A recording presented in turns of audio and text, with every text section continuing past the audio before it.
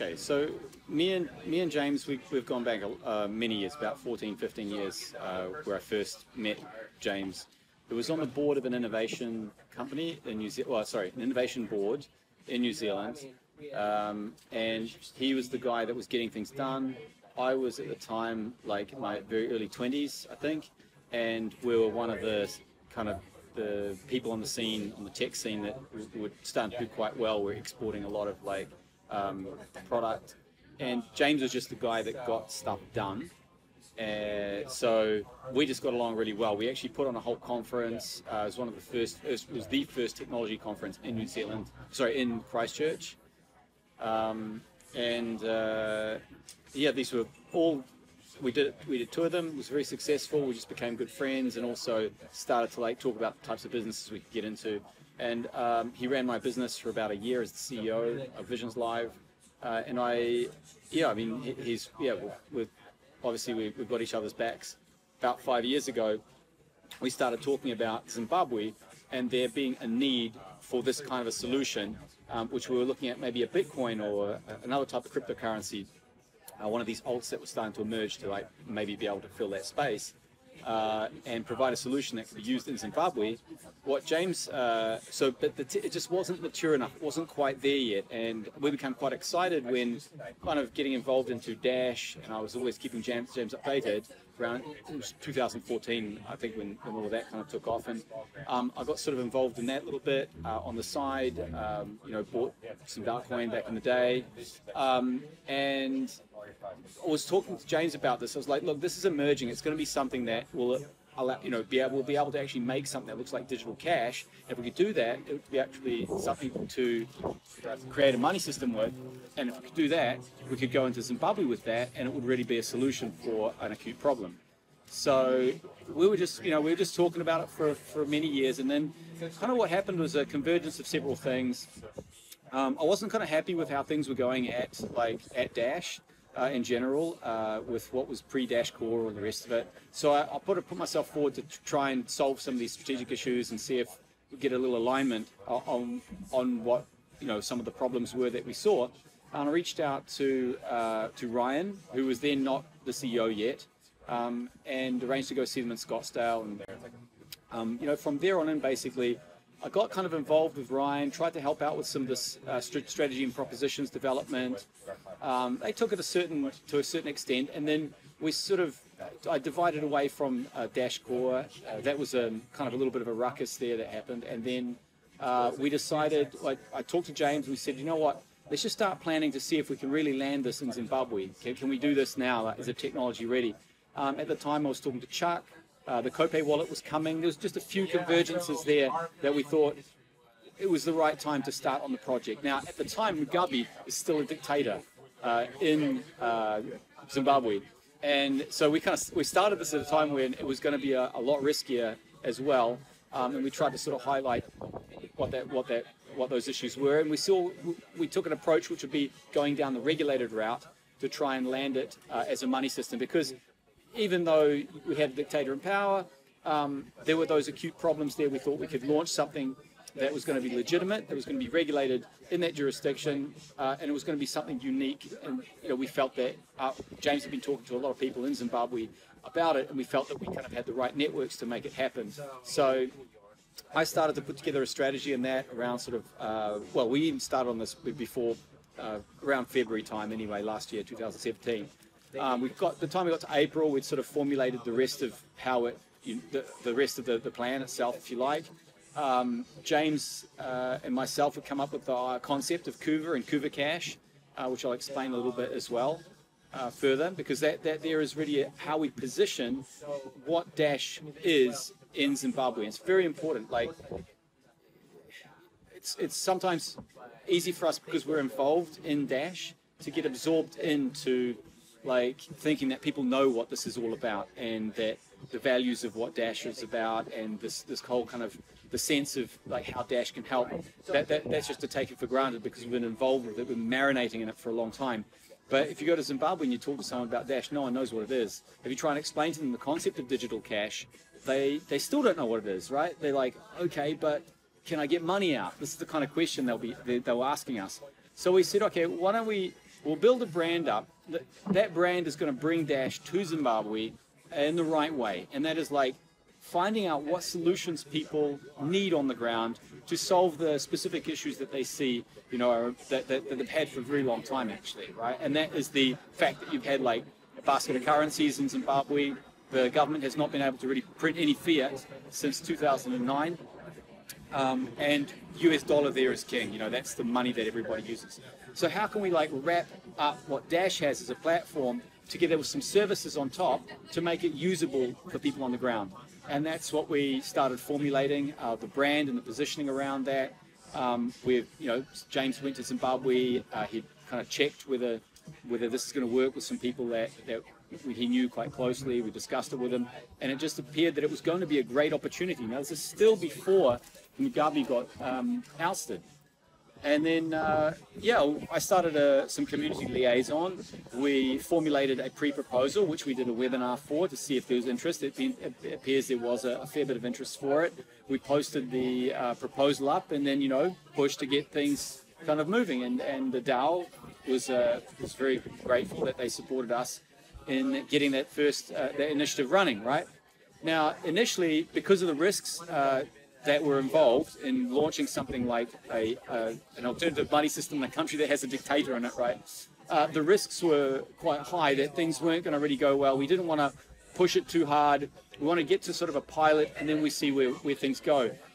But in the middle of our funding round, come October and November, we have Mugabe basically ousted and resigning in a bloodless coup, right? So the whole dimension of the project completely changed, and it becomes more like we started this early. How fast can we get this on the ground? Can we get some licenses? Can we make these things happen, given that we suddenly have this kind of vacuum in the power structure of Zimbabwe? A lot of our contacts and networks inside Zimbabwe started to push us to say, hey, dude, now's the time to move, because a lot of people are now taking opportunities, taking advantage of opportunities that have come up since this has happened. Can't forget here that 37 years Mugabe has been in power, right? And there's just the infrastructure development has been held all the way back. So that includes everything you can imagine, from transportation to, you know, banking systems and financial systems that have subsequently also failed, through to, you know, the way people can do business and the capital controls that were put onto the country and the real restrictions that people have, right? These are just like in the process right now of being lifted, right? And of opening up. You know, they've come out now, Mnangagwa, who is the interim prime minister until the elections have gone, which are literally is very exciting. It's in 2 weeks from now, we'll know what's going on because we have elections coming up. But he came out and said, you know, Zimbabwe is now open for business and we're ready to go. And we just wanted to make sure, let's go hell for leather. Let's see if the network will support us to go hell for leather on a strategic initiative to land crypto in Zimbabwe, because now we can do it. Now's the time, push as hard as we can, set up a number of streams where we can build propositions that people will find useful and have a reason to actually use the Dash cryptocurrency to pay for things and use it in their daily lives, right?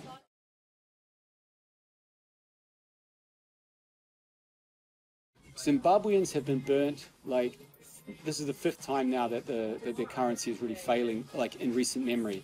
And so, you know, we had the dictator for 37 years whose regime had, like, messed everything, like, up, made a real fruit salad of the money system to the point where they could not print any more fiat, right? So what my work is, in particular within strategy and propositions, is trying to work a path by which we get Dash as a trusted currency.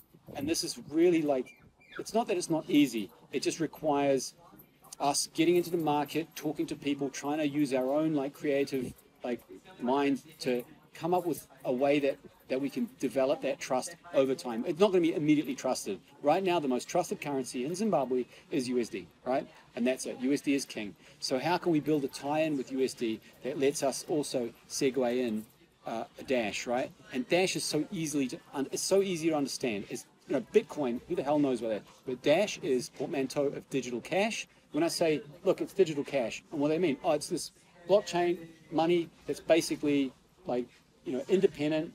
You have full control of it on your phone, and it's digital cash. That's it. And they're like, okay. and that can be enough. They don't have all sorts of questions. Mainly they're like, how can I get USD out, or can I get real money, real money out? And we say yes, because that's part of the service that we put there. And the reason that we put that service there is because we need the ability for people to come into the money that they currently trust. They currently trust USD. Let's have a way of them just being able to get out of it straight away. Without that, we just can't launch Dash. You cannot launch raw Dash in Zimbabwe. People are not taking the cryptocurrency risk in terms of a merchant who's actively trading, whose entire supply chain works on USD. And yeah, it needs to be it needs to be something that it's easy for people to like off-ramp if they feel like it. But then when they're in the system, they find it's very easy to pay everyone and have those people like off-ramp as well.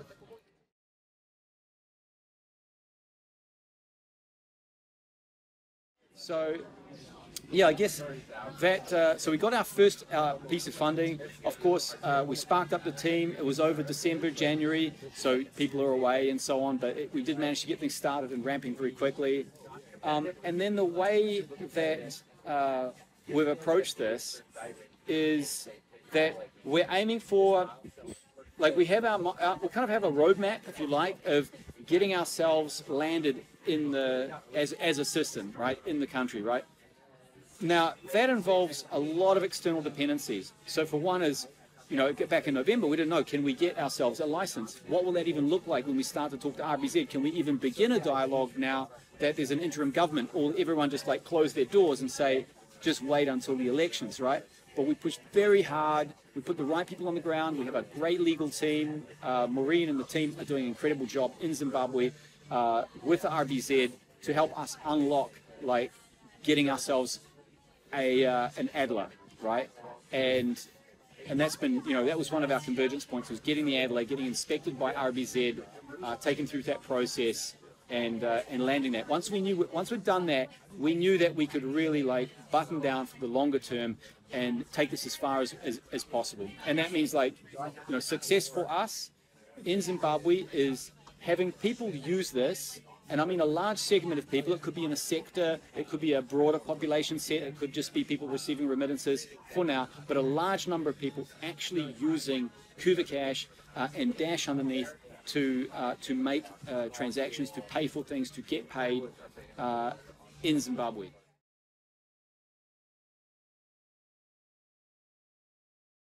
So this is how a greenfields project, and I've done a few of these in the past. It's my whole background is really in setting up technology businesses, financial services businesses, insight businesses from scratch, and then getting them to land.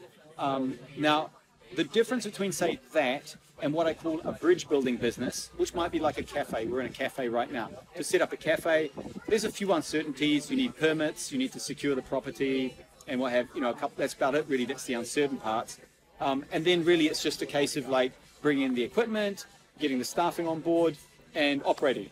There's those really like obscure risks that we have around the business, and you know, we're almost like going into the jungle and we don't know what's next. We have to kind of get to one hill, if you like, look around and see what advantages, you know, we have from there. What's our advantages? What are our opportunities? What do we have to be careful to mitigate? And then we can kind of make a cannonball run through the next jungle to the next hill, and then we have a better view of where we are. You know, we're at a higher vantage point, if you like, and then we go back into the jungle. Every time we go into this uncertainty, and that's when you're building a business from greenfields, like with Kuvacash, it's really important to be able to pivot and take advantage of those opportunities. We can't set them in stone per se. It's all about making sure that we are tracking a process to have, you know, an intention that we want to get done at the end of the day. Our intention at a high level is having this as a mainstream money system in Zimbabwe. We want to take market share as a mainstream money system in Zimbabwe. So how many rocks are flying our way to try and make this happen? I mean, we have, it's actually, just to give you an idea of what that entails, that we have about 47 work streams right now, which I'm going to cover with you, right? And we have about 30 people across the business involved with it at the moment, across several streams, and that's from partnerships, product development, insight, all the regulatory and legal work, branding, positioning, making sure that we get that correct, and we are going to something that people will have affinity for. So all of these work streams, there's not like we have set goals for them. We just know that they have to further ourselves closer to the next hill and give us another vantage point. And we really are asking for, I guess, from the community, the way this is being built, we need to really keep people abreast of what we are doing, like at a reasonably granular level. So, or not too much, because then we'll lose sight of the big picture, but to know where we're heading, what problems we've had, because there have been problems, what successes that we've had that we didn't expect, because there's been those as well, and being in a process to get there, right? It's like, are we cutting our way through the jungle? Are we making it to the next hill? And what I call those runs through the jungle up to the next hill is convergence points. So we're heading to our third convergence, really. We're actually at our fourth. So our first convergence was, can I get the right team together in November, December, right? That was very important. We have legal and regulatory, our partnerships, me and James, our legal team on the ground, and Zim, our legal team in New York, our requirements development, all the product delivery teams. Can we get that up and running? That was our first real cannonball run. And of course, you know, it's difficult. The people that I want to bring into the project, they have jobs and businesses because they're good, right? And anyone good is going to have a job and a business. I have my own job and business at the time as well. So I have to convince these people to come on board in a very short space of time. So the first, and that was for me and James. You know, obviously we stopped with our existing initiatives and employment, transitioned out of those. At the same time, we brought the teams on board. We had done a little bit of work beforehand to do that, but that was our first convergence point, and we successfully managed to get that up and running very quickly within a couple of months. The next convergence point was to get the Adler Tier 2 license and the inspection, which involved a few things. We need to have provisional branding, provisional web presence. We had to have the product itself that we could demonstrate working, at least on testnet, end-to-end. We had to go through the end-to-end process with the regulator so that they were happy with it, and obviously have to be approved for the Tier 2 Adler as well. And we did that in record time as well. It was done by February. And then the next convergence point was not actually our Tier 1.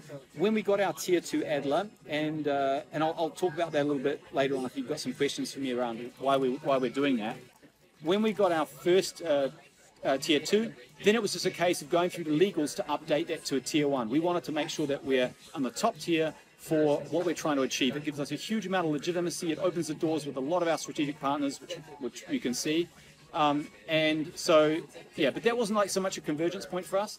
The next convergence point was at MoneyConf, and that was to bring everything together. So we had the partnership with DashCore, we had the branding and positioning that we wanted to express, we had the product itself that had to work on LiveNet flawlessly for all the demonstrations we're doing. We brought the leads of the dev team, the artists who were helping us out with our positioning and our branding, just to make sure that the execution was done right. Technical teams, Judy from Finance and Legal, and myself and James, to really showcase what was Kuvacash. Could we put something in the ground and have all of these stakeholders all come together and express what it was? And it was a huge success. So MoneyConf, we had by far the most impactful booth of everyone. We took a real risk. We made it a completely enclosed booth with just one door. We had a projection mapping, and we had images from Harare, which included footage that was kindly provided by Frame 48 to kind of show what life was like on the ground and how we were like a window to actually enabling people on the ground with a money system to be able to go for their lives. And it was a great execution. We decided to hold off for a couple of weeks on the network update. We did it from the ground. Scott Farnsworth, actually, we've been engaging with him a week and a half ago before the show, and actually it turns out that we have business to do. So he hopped on a plane literally on a week, came over. It was great to have him as well, because I consider him to be one of the closer Dash partners that we have, that we're going to work on some really major business initiatives. So that was our next convergence point. And just to give you an idea, and I think if people watch the update that we did at MoneyConf, you can see that we were there with a bunch of the latest fintech businesses, right? And there was a good 100 and something of them, right? And they all look the same, right? The one that people remembered is Kuvacash, because we came in with a point of difference. And the point of difference that really crystallized in that conference was that Kuvacash is about money, representing money as a lifestyle tool, right?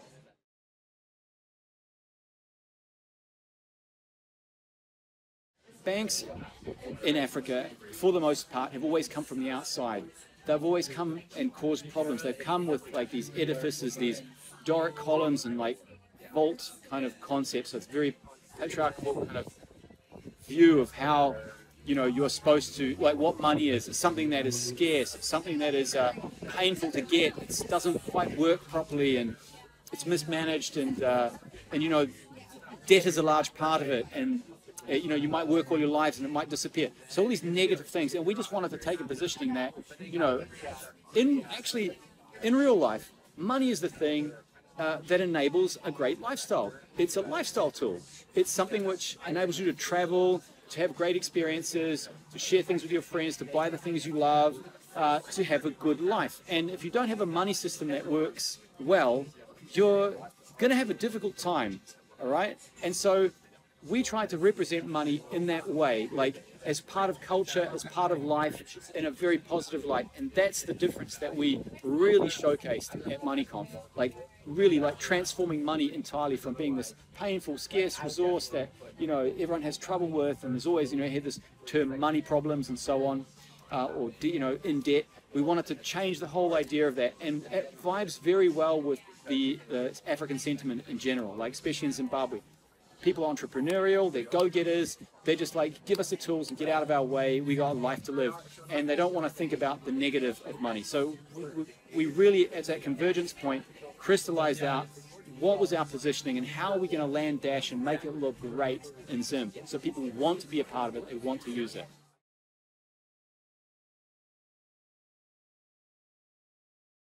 The next convergence point for us from now, which is what all the teams are aligned in doing, is to lead to the pre-pilot and then the pilot.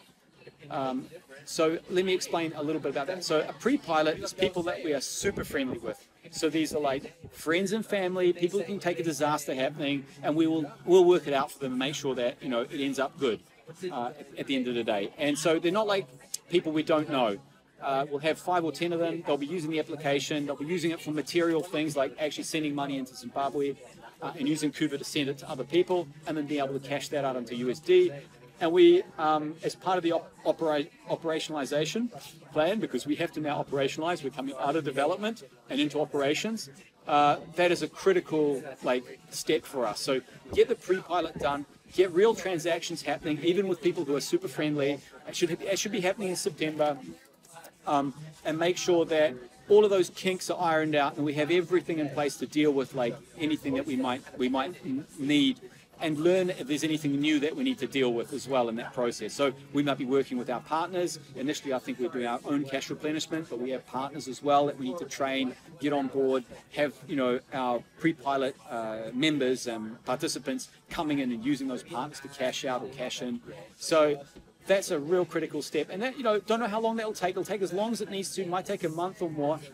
We're aiming to have the main pilot in October. I think it's a little ambitious, but really want to get it in before November, December, because as soon as December, January hits, things will slow down a bit, right? And what we want is when December, January hits, we want to be in a position to know what it is that we need to change and adjust, and just have the team really go hell for leather to get those improvements done.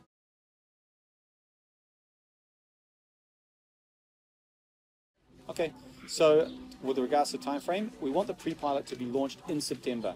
Now, hopefully we make it, you know, towards the beginning of September, but it takes a while for us to arrange these things. I think it's only going to be around a dozen people or so maximum, and it's really just ironing out those bugs over the course of, or just operational issues. There may not be software bugs, but it may be different ways that we expect people to use the software that, who knows, you know, we can only make so many assumptions, we can only do so much insight before we need to say, okay, look, let's see what people on the ground actually do with it. And so we have a very friendly group over a period of a month and a half that's going to be doing the pre-pilot. Then we need a small period of time to make any adjustments, and we don't know how big or small those will be, right, until we get it out there. And then we go into the private pilot. So we allow those people to then invite others by making payments to them or bring them on board, and they will have access to the same service for the remittances that the pre-pilot people will have. And then we keep that running for as long as we really need to, until we're confident that our operations are going to be able to take us over the line, right? So we're able to say, okay, actually our operations we can onboard a customer, and that customer, without having to have a lot of support, is able to service themselves on the Kuva network, and we'll be able to use Dash to actually make transactions, receive inbound remittances, and then be able to cash those out when they want, right? So that's going to be could be more than 2, it could be a month or 2 or more. If I'm completely honest, I think that could run for 3 to 4, 5 months. We don't, and it could get to several hundred people. So when we actually hit operations, we can't just stop it somewhere. So when we're getting our operational readiness together, that means we have to have our customer service people on the ground, we have to have a compliance officer, we have to have the premises all fixed up and ready to go. All of our cash replenishment channels have to be up and ready with our finance partners. We have to have an engagement with whoever we're using to find customers on the UK side of things to feed into their families. So we have to get all of that stuff up and running and ready, so that when we push the button, we don't have to at some point stop. We can limit our growth, and we can just make sure that we're staging it so that no one gets too annoyed, especially people who are not super close to us, right? And that might be, it can run for as long as it needs to run. It really does. What the purpose is of there is, the purpose of running that is just to get it right, and that's make it useful and get it right. We have an idea of what that looks like, but we need to get there and have people using it on the ground to really work that out. And it's just like any greenfields proposition. If I was to say, we know exactly it's going to take us 1 month or 2 months, and by then we'll be, cash flow positive.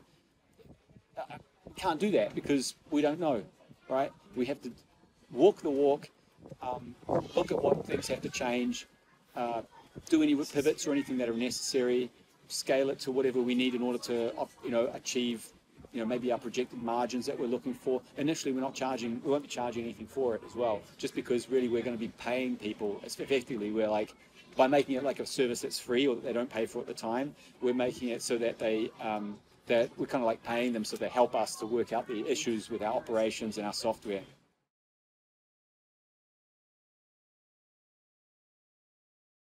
As long as we're in the process, and we've got some smart people working on this, as long as we're in the process of sitting and figuring those things out as they come, it's kind of like when we get to the pilot, it's at the vantage point of the next hill. We can see kind of how the battle will commence, if you like, and see what needs to be done. Then we're going back into the jungle with the main pilot as well, because we don't know what it would be like to have people who don't know us, who don't have a direct contact or a personal contact to us, using the service and finding it useful. So this is how any proposition any digital proposition will kind of land like this. Everything from Tinder to Facebook to the Twitters of this world, everything has gone through multiple pivots and changes of how that service was positioned or where it started. Now, in Kuva's case, it's the same but different. We have people that we know intimately. We are aiming to go into a sector as well, which is the expats putting their money into their families' hands.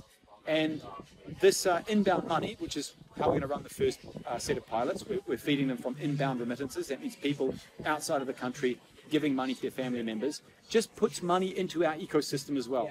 So really for us, that's a major milestone. Can we get money into the Dash ecosystem, into Kuvacash, which will be obviously into the Dash ecosystem, and start to look at what our projected margins are for those transactions, because one other aim for us is to become cash flow positive, right?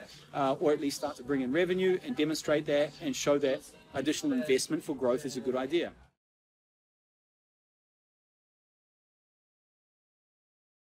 We want to go into Zimbabwe as a legitimate regulated entity, right? At least the very least what it does is it opens doors to people who could be potential strategic partners. If you go in and you go into let's talk about going into one of the carriers that we've been dealing with right now, and we go in and we say, we're just setting up this business. The first thing they ask is under what regulation? Because they already have a payment system, for example. Or we talk to one of the microfinance banks that we're now partnering with, or with partners with. They want to know that we are also regulated, that we are also going in legitimate like them. You won't get into those large corporates who have millions of subscribers or tens of thousands of customers without demonstrating that you're going in on a legitimate basis, right? Now, grassroots is fine to go in where things are not regulated and you're trying to grow something from that aspect as well. But that is not the intent of Kuvacash. The intent of Kuvacash is we can demonstrate that we can do it from a regulated standpoint. We can make it super useful, and it will take a momentum of its own. It'll become unstoppable even, right? But if we don't go in at that level where we're saying we respect local laws, we respect regulation, we know we can come in and play the game in that legitimate way. If we didn't do that, we wouldn't get to a lot of these partners that we have got through now, right? That includes partners also in London, in New York, in Zimbabwe itself. We would have been stopped at the door. So by having a tier 1 Adler, even by having a tier 2 Adler, that was like a surprise to a lot of the people that we started to talk to. We had one of the financial institutions had stopped talking to us until they knew whether we had it or not, right? That's a good example. So, and as soon as we had it, they were talking to us again, and then as soon as we have tier 1, it's open arms because we're on the same playing field. We're talking the same language, and they know that we're subject to the same risks as they are, and making sure that, that our intent, at least our strategic intent, is to come in legitimately. We're not getting anybody in trouble by dealing with us, right?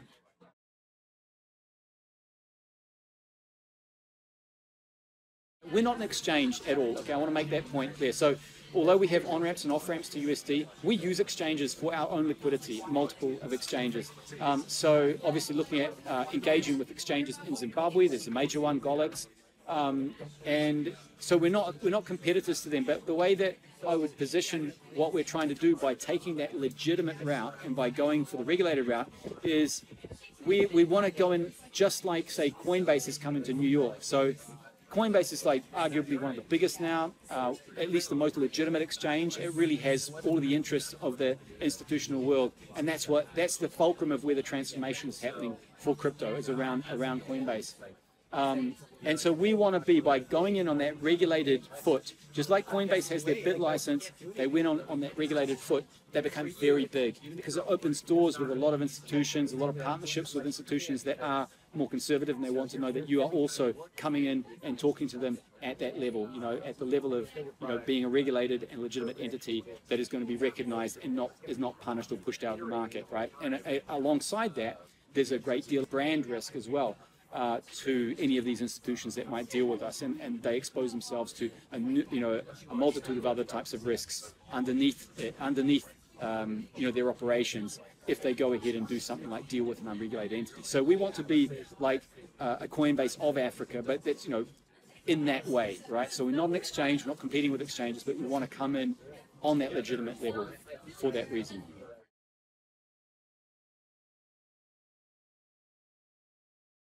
So what we're doing now is we're going to set up 2 premises. We've identified the premises. We're going through the process of actually signing the leases and everything. We've sent funds over to get that all done. Thing to realize is things are very dynamic right now in Zimbabwe. We have the elections coming up on the 30th, and so we don't, everyone is kind of a little bit stirred up about it. What's going to happen after that date? What we don't want to do is jump into something for very long term that isn't going to suit us. We've found 2 premises. We're locking them down. We should get the leases signed relatively soon, within the next 2-3 weeks. It looks like we maybe shorter than that. And then we need to get the shops fitted. We need to get our staffing for those shops. So basically, we have a compliance officer that we need to bring on board. We brought an analyst and a project manager on board to help us with the operationalization, because we're going from development to operations. So there's a whole process there. And then we have a customer service. We're going to need to get customer service reps who are going to be in there servicing customers. We then also have to make sure that we've got our software up and running so that they can get in there and use that and get any support from our back-end team if there are any issues or anything like that. So this kind of, it feels, it's not quite as organic as what we've had to go through to get to this point. It's more like building a shop, fitting it up, getting a couple of staff to trained up, employed and trained up so they can operate, making sure that our insight plan is running as well, because the main purpose of the pilot is to get a lot of insight back quickly, feed that back through the analyst. You look at what any changes need to be made either to our operations or to the software itself.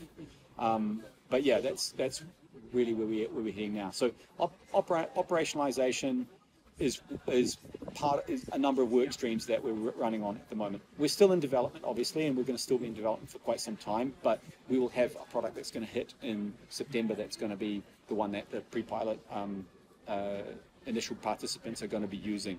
Yeah.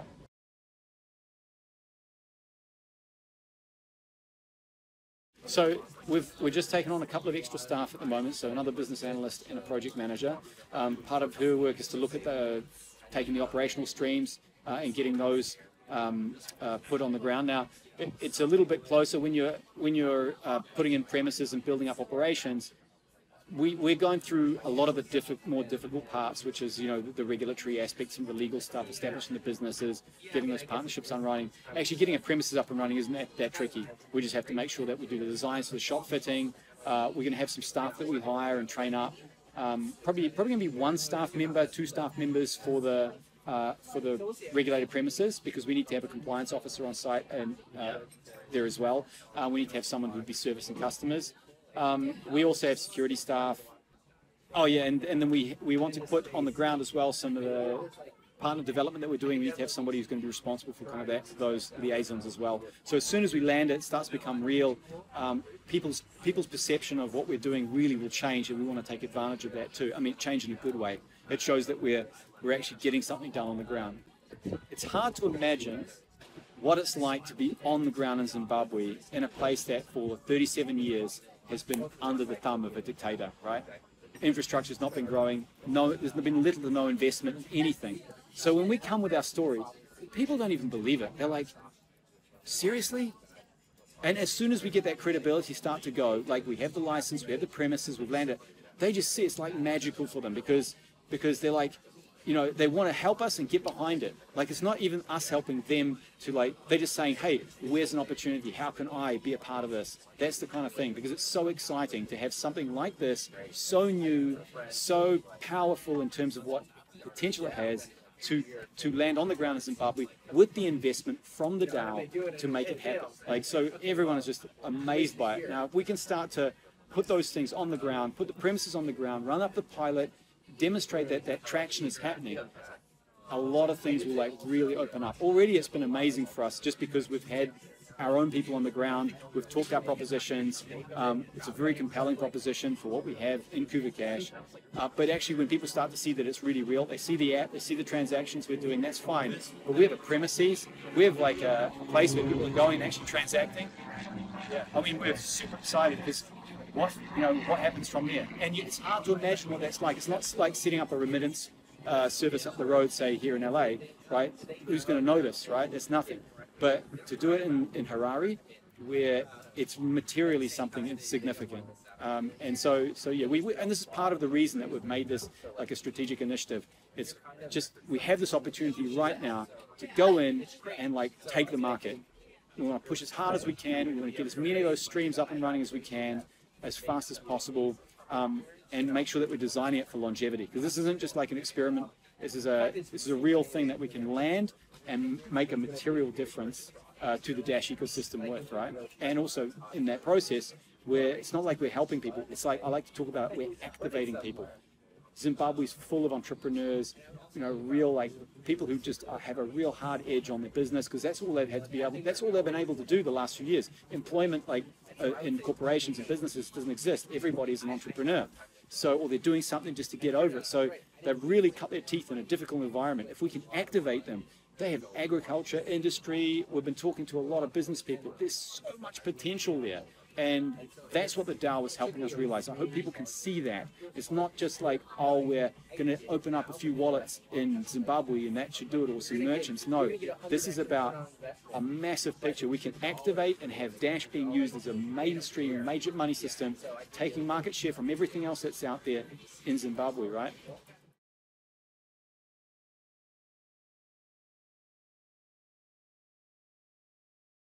Of course. Now you imagine that what we're doing in Zimbabwe is we've got now the Tier 1 Adler license, right? So that lends us a certain amount of legitimacy. Now, we also have partners outside of Zim, because to do inbound remittances, we need to have banking, we need to have infrastructure that will support that, right? So we have to have the same, we have to also meet those people where they are from a legal and regulatory perspective. So by getting an MSB, by being regulated in the UK, which is what we're going for now with the FCA, we're going for, that's the Financial Conduct Authority, and we have to apply for a money services business license to allow us to do those remittances, to allow us to hold client funds, etc. Right? So if we then achieve that license, we have that license that we can point at from Zimbabwe and say, hey, our business or our tech operations outside of the company, look, they are legitimate, right? We have a London business, a London-based business or UK-based business that is regulated, and that's a huge door opener as well. So they're like, okay, well, this is not just regulated locally; this is an internationally regulated business. The same applies in London. So when we're trying to say go for accounts, which is not easy. I don't know if the network understands this too much, but it's damn near impossible to have a bank account open for a type of crypto business that we're doing. Near impossible, right? We are lucky that we have very good networks, very good people on the ground. I have business partners I've worked with in the financial services sector who are enabling that for us. So, but to really help them to help us, we need to get an MSB, and that's, I mean, it's not going to be a problem. We don't see it as being a problem. We have all the right people engaged with doing it. We have a firm that I've used before to regulate another one of my businesses in the past, was an online currency exchange. And they're helping us out with the regulation here as well. So it shouldn't be a problem. It just gives us that extra edge. Every time we get a regulation in another jurisdiction, we can point at it, and it shows that we are looking to come in a legitimate way. I mean, we could start doing business without the regulation, but really, I ask people, where's that going to get us onto? And it takes a while to get this regulation. It's taken us nearly 6 months or so, which was actually record time for the ADLA. It might take us quite a few months to get the MSB license. So we want to make sure we're pipelining these activities. And some of the stuff, I realize, we didn't talk about it on the initial proposal. It's just that as we go through the process, things are changing underneath our feet. For example, the SEC's position on tokens and crypto is changing. The HMRC's position on cryptocurrencies and tax is changing. So we have all this kind of legislation and so on changing under our feet. And not to mention, in Zimbabwe, we don't know which way the regime will go, right? We don't know who's going to be the new government. That will have implications as well. Who'll be the governor of the Reserve Bank? Who's going to be the finance minister? What is going to be their philosophy? So we have to be able to navigate and respond to that. And these pivots, we're hoping that the network understands that.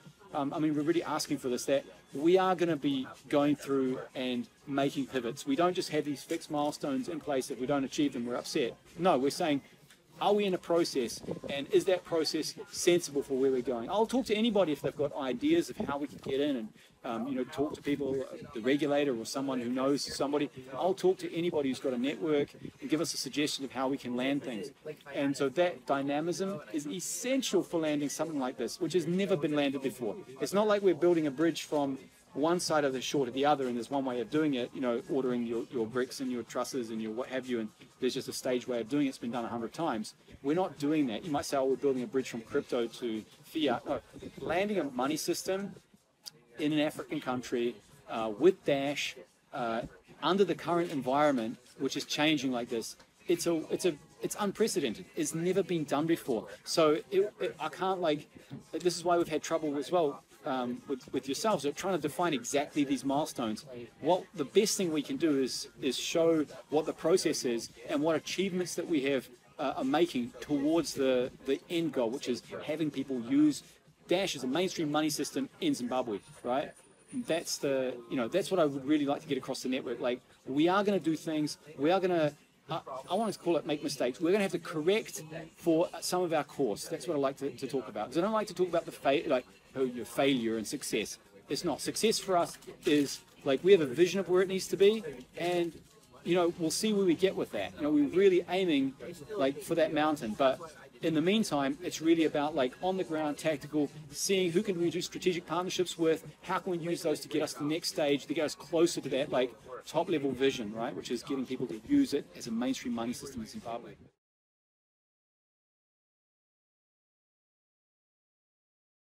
I think, look, if I'm honest, at the very beginning, we didn't know where things were going to go, right? So we left a TBD at the end of the first proposal. TBD, what happens, right? We talked about it, look, here's how we're planning to do it. Here's our run up for our milestones. Here's roughly the time period for what we think those loose milestones are going to be. The ground changes under our feet. So one thing that happened in the middle of our funding was Mugabe's deposed. The whole nature of the opportunity changes. So what we tried to do is get as far as we could. Could we get the Adler? Could we get licensed? Can we get the tier one?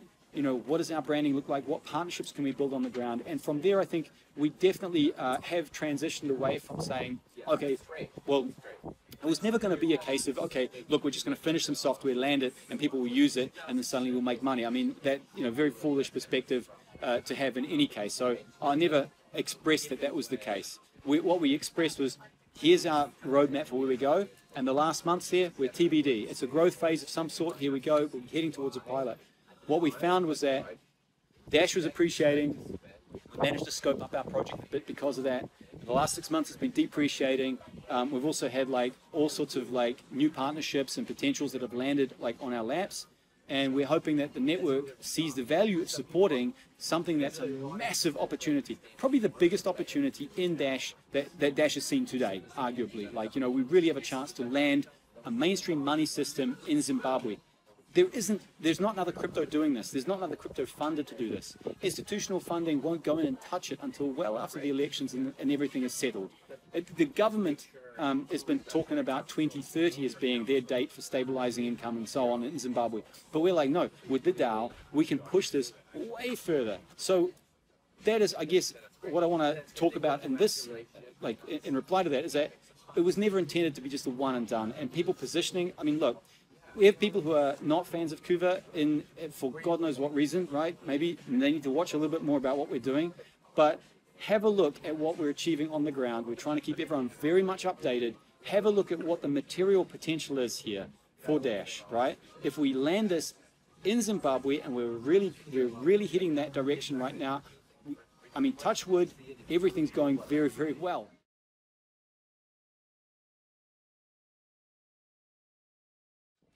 I myself have invested in Dash, obviously, right from a long time ago. It's demonstrable. I believe in Dash because here's one thing is, we're there from the very beginning in Darkcoin days. Instant transactions done trustlessly in the right way, I think is a critical like feature component, and it's a critical value proposition for Dash because it makes digital cash possible, especially if it's at low cost, right? The name itself, Dash, is a portmanteau of digital cash, right? So Dash Digital Cash actually makes sense on the ground for Zimbabweans. When we talk about it, they say, what is this money? They don't even know what Bitcoin is. It's a bit difficult. But if we say it's digital cash, just Dash, they're like, oh, okay. And the next question is usually like, can I get real money out with it, right? And we'll get through that. It's an education, right? We'll get through that. But it's so easy to understand. Why is it digital cash? Because it's instant, it's trustless, it's a cryptocurrency that you can use to pay anybody, and that is an internationally tradable token. You can liquidate that even if we are not around. Even if Kuvacash is not around, your money is still safe because it's stored in Dash with digital cash, an internationally tradable token, right? So what other currency has really got that proposition? It's like, this is Ethereum for payments, right? So what would I use? Monero? Litecoin? Two things. We don't have interest in those. We don't have a connection to Dash Core or the roadmap as well of the actual currency. We have certain needs that we need to get made, and urgently, in order for us to land this, and we have the engagement and influence to be able to do that. I don't have that with any other currency, right? Notwithstanding that I'm invested in Dash as well, right? The other thing is the liquidity of Dash, right? It has around somewhere between 50 on a low day and quarter of $1 billion worth of transactions a day, right? That's enough for us to land it in Zimbabwe. And I just want to go through some economics of what that means. Ethereum has around 100 million Ether out there and doesn't have an instant transactions capability, although it's got around the 17 seconds confirmation time. The value of a token is around somewhere between $400 to $600. So if we were to remove, let's say we were to do a massive initiative and to have 1 and 2 people, say in Harare, hold 1 Ether, that's going to take the supply from 100 million to 99 million, right? That's not going to do anything to the market.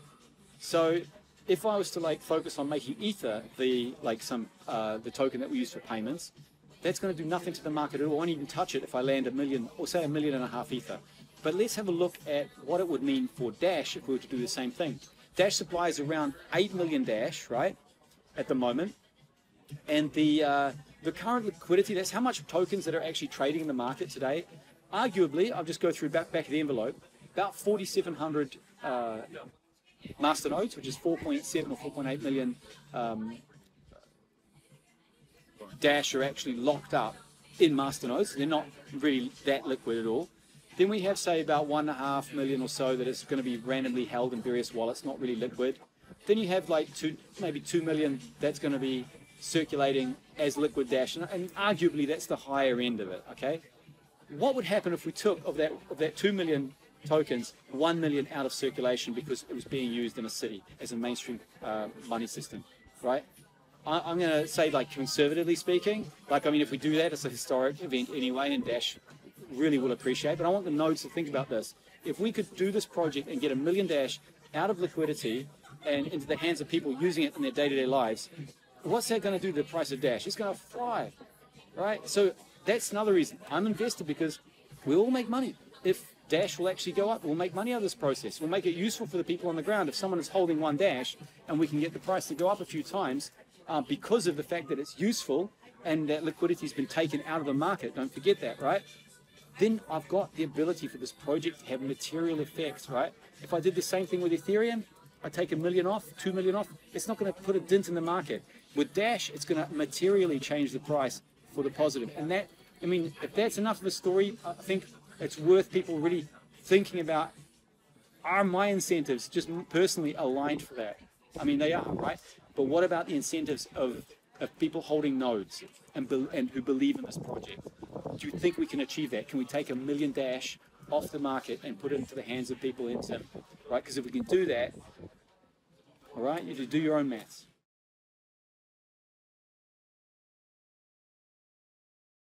So, right, we are looking at use cases that are going to deliver scale. And one of the major use cases in Zimbabwe, there's a major problem, is in transportation. So if anyone's aware, just type into Google Combi Van Zimbabwe or Combi Van Harare, and this is how day-to-day people get around. They get around in these beat-up vans, they're smashed to pieces, 20-something people fitting inside a little van, someone hanging off the window wiper on the back. I'm not kidding, this is exactly what it's like. And they all operate this with, it's all cash. And because it's cash, the owners of these vans, they can't secure the payments themselves. So they just kind of have to do this thing where the driver will pay them a certain minimum amount a day, like $60 a day. And there's a lot of fraud and everything going on there as well. We discussed with you the other day. So if we can start to fix transportation in Zimbabwe and try and put alternatives that are a lot easier, a lot cleaner, and simpler and less stressful for people to use, they're going to come on this like in droves. And one of the things that James was working on from many years ago, kind of related to the project, was getting a 3-point ropeway as the initial hub for a transportation system in Zimbabwe. Now, a ropeway is about the most inexpensive way that you can build a multi-kilometer hub. If you're thinking about getting investment to drill through and build an underground or a light commuter rail system, this is like in the region of, say, 100 million plus, right? You're going to have to start with that sort of ticket, especially under a city that's already established, and we don't know what it's like under the ground. You know, the feasibility for this, it goes into the millions, right? But a 3-point ropeway that runs for around 2.6 kilometers, that's going to cost you in total $20 million, right? Which is an incredibly low sum. Now, no institutional investors are going in there and funding even a feasibility study for this. And because of the appreciation, we were able to put some conditions down. We said, look, we'll fund it, a feasibility study. So just an inexpensive feasibility study. It's like 100,000 or something at the maximum. And we will fund that as long as Dash is the exclusive payment system through Kuva. And part of the feasibility study is to look at the economics, like what is it that, is this thing sustainable for the long term? Because anything that we do, anything we put in place, well, part of my rule of it is that it's not just going to be something which doesn't have like some sort of profit or benefit at the end of it. It has to be able to run itself. We're not doing this for charity at all, right? This is about activating a city and making sure that we can actually, provide a public utility that's going to have longevity. And so the feasibility study was looking at whether we could do that. We brought in, and this is part of our network as well, just so you understand the quality of people we have at the table. We have the world authority, well, arguably the world authority in building cable cars and operating them. His name's Victor, who was involved and built the airline. It's the Emirates airline in London, and operated that for 3 years. And another chap, Matthias, who is a partner within the business that does that. They're an analysis company for cable cars, and they're working with Doppelmayr and other those major cable car infrastructure companies. And they've come and hit the ground and had a look at, would this be workable? How, and what would the economics look like? And the economics are incredible, like just the provisionals we have. The final report's not here. I'm getting a copy of the provisional report, but they're super excited because if we can land this as a system in Zimbabwe, there's two things that enable that. Number one is Kuva with Dash allows us to secure that payments channel. So it means that we can take payments and ensure those payments are secured for any investment that is coming into the country. Why? Because those payments are available on the blockchain. They're not in a bank account in Zim. They're actually payments that end up on the blockchain, can be liquidated anywhere, right? And that's a huge enabler, activator for external institutional investment that would like to invest in this initiative, right? So this is sort of something that it's unprecedented. It's never been done before, right, obviously. But the value for this, if we can land it in Harare, we can from there we have 10,000. Apparently, the provisionals show about 10,000 commuters a day. That's 10,000 Dash transactions per day. 10,000 individual commuters that have to have wallets. So in one foul swoop, just like that, we have more wallets that have been installed, let's say, like ever in any one initiative that happened on the Dash network. So it's just. Even thinking about going further, if we manage to get that model to stick, we get the ropeway underway and just operate that only for a short time, maybe 6 months, we'll have a view of those economics so that we can copy and paste that and put it into Bulawayo, which is the next city that's next door to Harare. And then if that works, we have cities in Botswana, Zambia, Malawi, Mozambique, all around those southern African states that all have the same urban commuter problems. South Africa, it's all combi vans, and the ropeways are a great solution for doing two things: providing a useful utility that people have to access through Kuvacash, through Dash. Does that make sense? So we have hundreds of thousands, not millions of people having to use the wallet, go and pay for transportation. So we're focused on getting that landed, and obviously it makes business sense as well. Like it will be a business that operates profitably. And sustainably. That's our aim. This is why we pay for a feasibility study. We don't just go and say, oh, we're building a ropeway, off we go and run our own economics. We have world experts coming in, super excited about this because they haven't penetrated these southern African states. There's been no investment to do the feasibility study. Actually, 4 years ago it was attempted, but no money was there for it. But the DAO allows us to do these strategic initiatives that are allowing us to land Kuva and make it useful for people. People have to have a reason to use Dash, to use that proposition. And this isn't just a reason. This is like something where it's a no-brainer, right? We lock down our payments channel, and that means we can offer institutional investors a lockdown on their investment, and we make a public utility that's super useful for Zimbabweans they can be proud of. And we started in Harare. This will be like a historic landing, but a DAO enabling and making possible the launch of an entire transport infrastructure.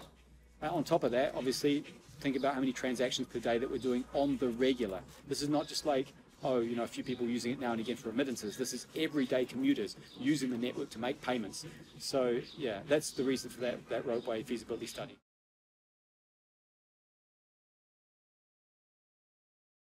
Sure. So remittances is a huge one for us because there's a massive problem with remittances in that the incumbents are charging between 8 and 12%. We know that we get the cost base way down if we do this using crypto and Dash specifically.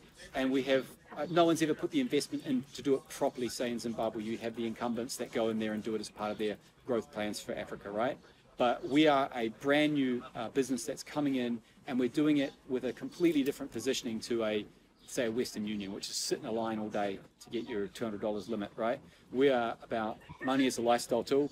That is not about sitting in a line and not about paying crazy rip-off rates for an inbound remittance, right? We're about making it super easy for the person who's outside the country trying to pay their family, super easy and queue free for the person who's receiving that money. They can immediately pay it out from their wallet. It's something you don't do with Western Union. You can immediately pay it to anybody else through the app, and that person could go and pick up the money, schedule a time to pick up the money without having to wait in the queue.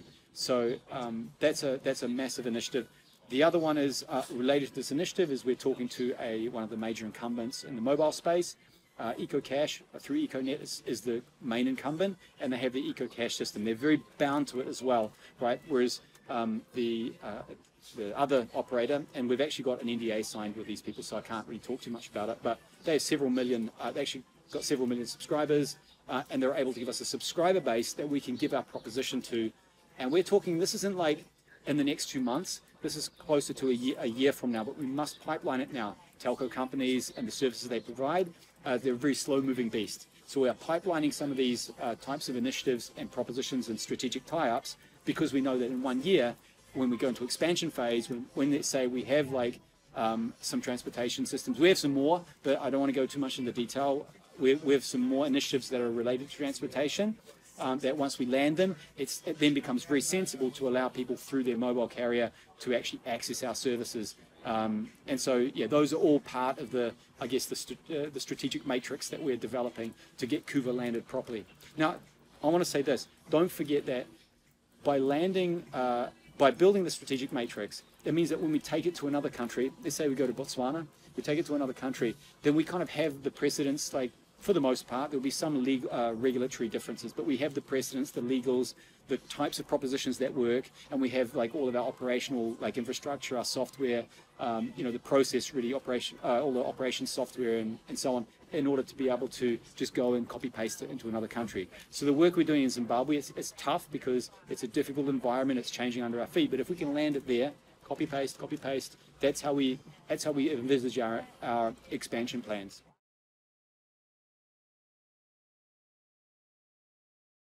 So the structuring is ongoing. We have, because the SEC as well, various entities around the world are changing, and like, so the regulations are kind of moving under our feet. So we really need to, we're just being very careful how we set things up. And I'll come to that because it has implications for what we're doing with the VCO, right? So at the moment, what's happening is when I say we're holding in trust, it just means that me, James, we're holding equity in the business that we're using them to trade through, right? The ownership of that business has to move to a trust, and we've made that pledge that's going to happen, right? It's not that we're ever going to be paid dividends like me or anyone else who's holding a business in trust from that business. The intention is to move those into a trust or a foundation. The intention is to land something that has like super long longevity, right? We're landing a money system. We want to make sure that we have no hidden stones that we're building that we're going to trip us up in the future. That includes like how we are issuing, say, the utility notes. Whether we are issuing those at all in the way that we've discussed. Things will change with that. We've made a pledge that we will be providing something to that network. I encourage that all masternode owners who have voted on the original proposal go and register on vco.kuvacash.com. If you knew what activities we have in the background, you would just make sure you find your keys and register, okay? That's coming. It could take us months. We just want to make sure that things bottom out a little bit more with the SEC position, securities position. A lot of masternodes are in the US, which causes us issues with obviously the legals that we're having to build to support doing this in a way that isn't going to come back and sting us. Now you can see even the likes of like Ethereum's, even Dash is waiting for, and Dash is a cryptocurrency, and Dash is waiting for a no action letter to come from the SEC, right? So, and they're a clean crypto. What about something which we're intending to be a crypto collateral for an organization? Yeah, we really got to be very, very careful.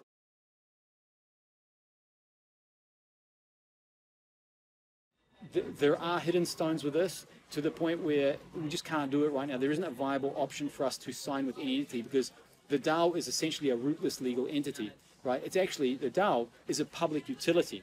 Core group is only, they don't even represent it. It's just some people that are writing some software for this public utility that is now up and running in the sky. No one actually has ultimate control over it. And so we can't really be signing any agreements with any group that says that they represent it because they don't, right? And that's the same. We are just as representative of Dash as, let's say, Core Group is of Dash. Who would they be signing a an exclusivity agreement with. It's no different a question to who we be signing an exclusivity agreement with.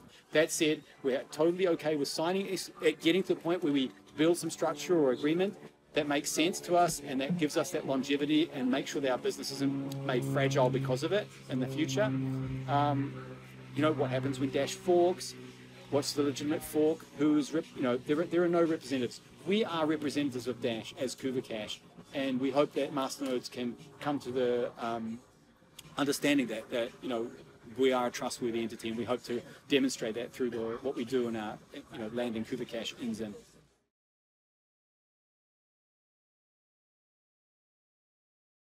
Sure. So with the way that we manage it, okay, there's a number of ways to manage the funds, if you like, that come in. So one way to do it, which is just one way, is to, as soon as you receive the money, to immediately liquidate it. Now, generally speaking, the community's not really happy with that approach. I mean, we've heard a lot of people tell us, and MNOs and other Dash parties, they've mentioned, like, you know, we're hoping you're not just liquidating this money because, you know, it would touch the markets, it would cause some problems. You know, generally speaking, most proposal owners, I think, aren't in the business of just immediately liquidating it all on the day that the proposal is paid, right? And so we're also part of that. And I don't think, you know, regardless, we still wouldn't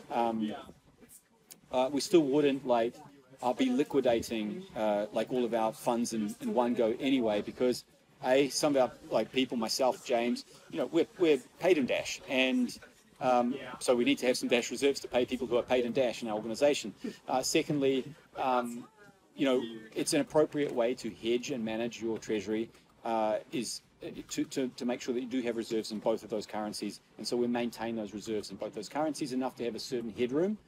Recently, the price declined to the point where we had to, I think we're down to 200, and that's a line that we hit so that we could continue to make sure that we have the right, at least enough reserves not to really go into the negative. We had to liquidate some of our Dash, right? So we did that.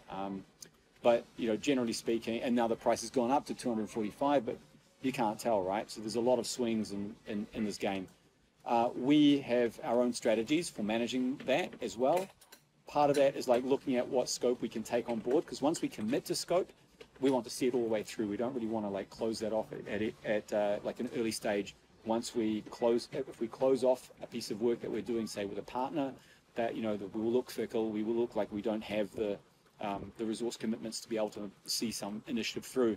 So we have to be very careful about that. So what we do is we just plan it out. So a couple of months in advance, we're looking at what projects we have coming up, or we look at parking our partners if we have started to make so we had a couple of engagements that we started with to do with transportation, and we've just wound those back. But that allows us to have a little bit more leeway. Realistically, we need like 2 to 3 months. That's our buffer, of our operating buffer as of, you know, day to day. We're down a little bit from that. We're around the 2-month mark now. But, you know, again, we're not in any trouble. We also expect, like, one of our expectations that we want to also live by is that, you know, the depreciation of Dash, while we've got the Dash in our hands, we don't want to go back to the network for top-ups. We think that we're well and truly capable of managing our own risk in that regard, right? And so, okay, the only time that I'd expect a proposal like ours to go back to the network for top-up funding is if you post a proposal and let's say the fund, it's at $250, right, per Dash, and then by the time the proposal gets paid, it's back to $185. Okay, well, in that case, you would want, you know, less your contingency, which was about 15%. You need to go and top up because you just have to. There's no choice, right? You couldn't have done anything about that. In that case, too, you would also make a decision as to whether to hold the funds or immediately liquidate and go for a top up. In many cases, we've been holding as much as we can, and we haven't been going for top ups. We've just been making sure that once we get to a certain line, we know that we're getting into the 2-month contingency, then we have to like liquidate an amount to make sure that we're above that.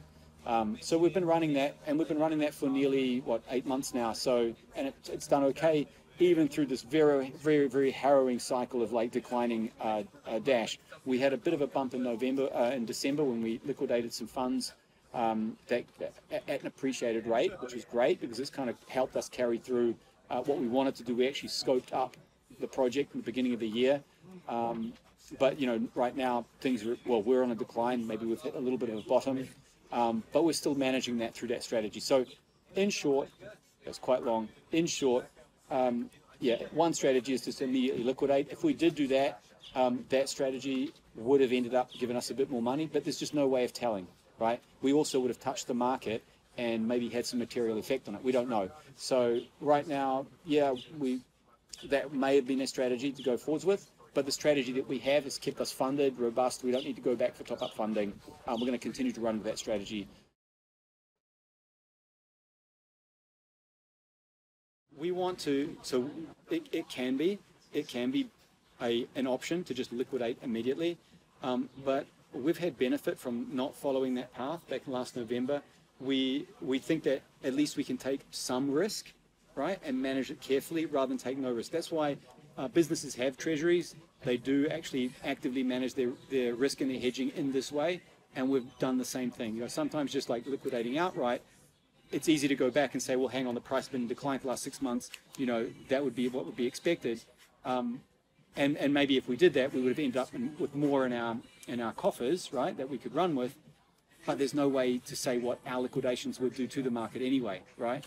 So because it's a thin market in any case. So we're better just to really not affect that market too much. Liquidate as we need, make sure that we maintain those reserves and those buffers on the exchange rate that there is that's current. And when lines are reached, like they were a few days ago, we liquidate an amount that keeps us above that risk line.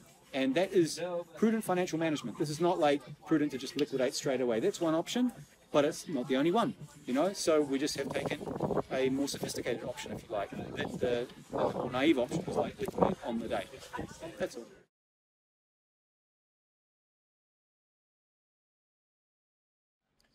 So let me address that in a couple of different ways. One is that if we are to become successful, let's have a look at the picture of the success of our next convergences, right?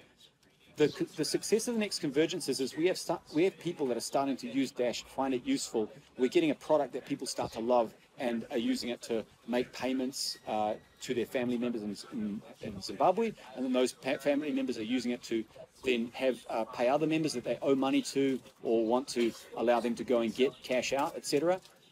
So if we start to get volume in that, right, the whole pilot and everything that we're running for that, it's a loss leader for us. We're not going to be charging for that because we're essentially, like I said, paying these people to really help us get the insight to get it right. That's a number of months of work in and of itself. That could be 6 months to a year or more. If you look at something like Revolut, you know, these guys are running at a loss for years, you know, because what they want is customers coming on board. They're loss leading on all of their margins. We're probably likely to do a very similar approach, right? This is Uphold did it. Revolut's doing it. You know, if we can have an opportunity to bring some money in, become revenue positive, we will. But right now, our key concern is adoption and building that customer base. And so we're not looking at, oh, can we become profitable? Can we become cash flow positive? We're looking at more like this on the strategy side. Okay, what are our projected margins going to look like, right? When would we start look at being able to get some insight in to determine what those projected margins are? So I know that people in the community are asking, oh, when is this going to make money? Look, you really can't look at it in that way. I could say something, but it wouldn't be true, and it would also be insulting people's intelligence, right? We need insight. We need runs on the board and people using the platform in order to get the insight, and then we need to try a few things to actually get that projected net margin up, right? And then once we do get that, we can start to understand what the opportunity is, and all of the revenue, regardless, all of the revenue for at least the first could be a couple of years anyway, all going in, being reinvested into the growth of this. That's a good problem to have, is to have money that you reinvest because you're dealing with the growth. So we really want to get to that problem. So if you like, our next aim after the pilot is to get to the problem where we need to find growth capital. Now, if we get to that problem, we feel that the DAO will support it because it's a great problem to have, and we want to take advantage of it, capitalize on it as fast as possible. The DAO will be one place that we come back for funding to do that. And like I say, if we get to that problem, well, the price of Dash should appreciate a lot as well for reasons I've talked about in the past to do with the economics of Dash.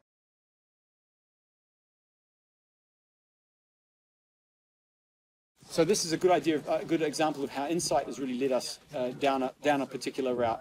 So initially, if everyone remembers, there's certain things that have changed from the original proposal, because with any greenfield system, you have learnings as you go and you walk the path, as you chop your way through that jungle of getting the business launched. You're going to learn things and then and the benefit of hindsight allows you to make, change the kinds of things that you said you might have done in the beginning for the better, right? So one thing we're going to start with was the ATMs. However, in Zimbabwe, ATMs, just during the time we were talking about them, they all just started turning off. Cash availability was so low, and people hated them. They just don't, they don't use them. They're all turned off. We got a bunch of photographs. I'll share some of this with you that, of turned off ATMs that have been trashed, and that, we really don't want to go down the route of managing machinery and plant where there's not really much tangible benefit. The other thing was, it's something more for a developed market, like a fully developed country or Western country. ATMs make sense, they're convenient, you have thousands of these things around. In Zimbabwe, where are we going to put them? How are we going to secure them? Are we better, and this is when we made that little pivot, are we better to say just have agents and master agents and have people delivering this value? And then we can actually talk to people. We can't talk to an ATM. You can talk to people and say, hey, how did it go? What sort of services are people asking for? And they'll even come and volunteer us. They say, hey, if I could do this and this, that will make the service better. Can I deliver it on money on a scooter? Or I'm having problems, because I was attacked.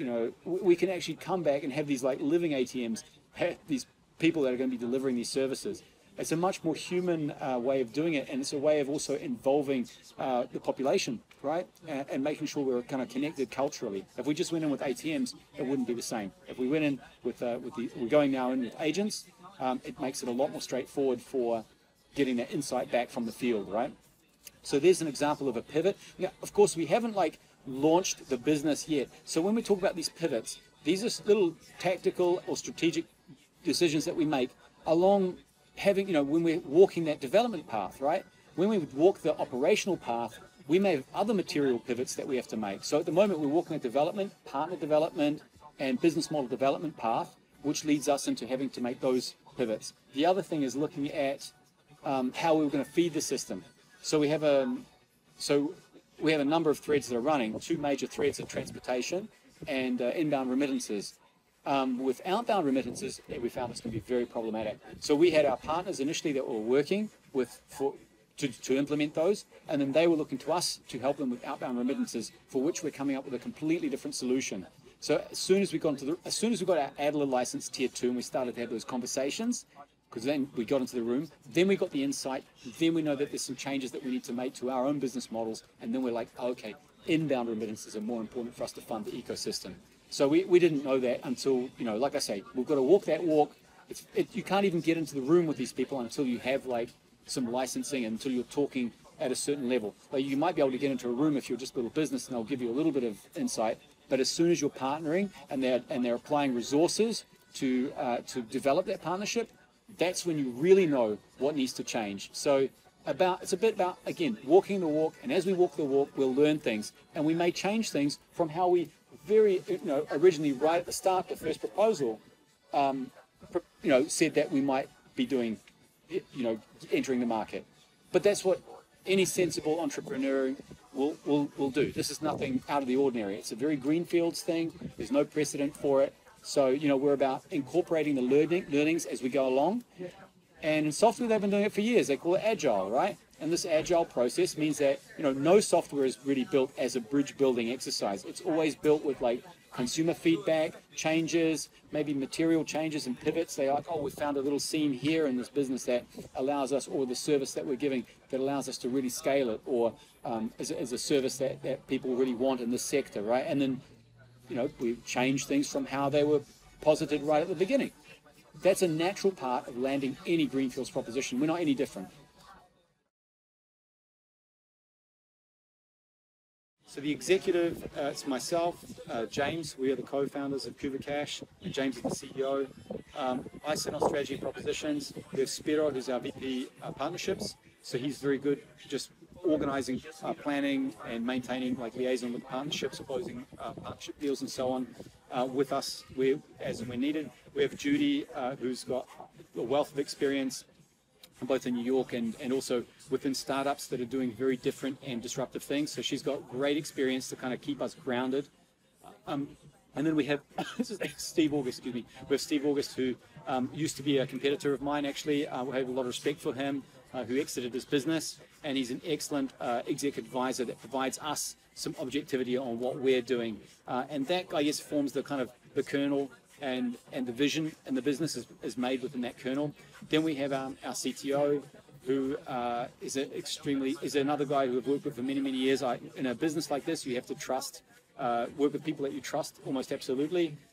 Myself and James, for example, we're brothers, and same as me and Alex. We've worked together for many, many years, dug ourselves out of a lot of trouble, and he's also taught and worked alongside many of the people that we have in our development team, which we have as contractors, and we have a contracting team, and they're all on site. So yeah, that's the product delivery. Then we have the branding team and the concept team. We're working with people that we've all worked with before, who are world leaders, like they're world-class branding and conceptual experts, UX experts. As far afield as like Hamburg, New Zealand, Colombia even, where we get a lot of our flats done.